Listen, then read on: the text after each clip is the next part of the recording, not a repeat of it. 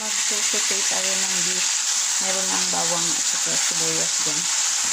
So ay ground beef para sa ating shepherd's pie. Ayan, luto ng ating patatas. So ang gagawin ko dyan sa patatas ay ano na lang i-mash. Yung sabaw dyan hindi ko yun itatapon, guys. Pwede yung isabaw sa adobo kasi may nutrients pa rin natitira dyan. Ang patatas kasi depende yan sa klase ng patatas at saka sa kung ilang months na siya. So mabilis lang siya naluto. So ibig sabihin mas bata ng patatas yun.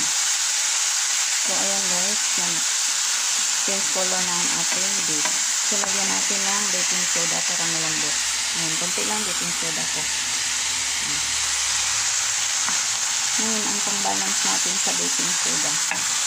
Lagyan nyo ng 1 teaspoon na yan sugar para hindi mapait.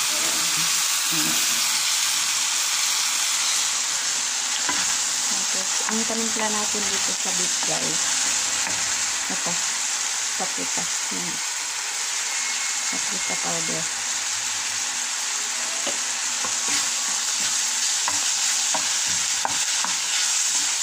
Tapos, kunting magic sarap. Hindi bote ang magic sarap. Pinahirap gamitin yung sachet.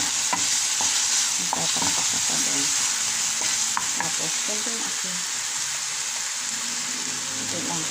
Madaling magdagdag ng alat, guys. Pero mahirap magtanggal. Pag naalatan mo yung pagkain mo, hindi na makain mo. Whereas kung matabang, madali lang magbanti ng asin.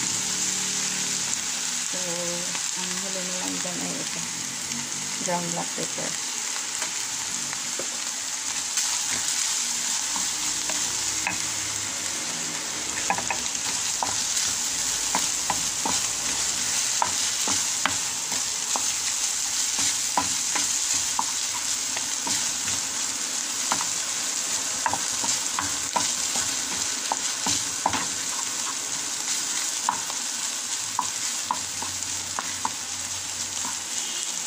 So, yan na ang pinaka-base ng ating shepherd's pie, guys.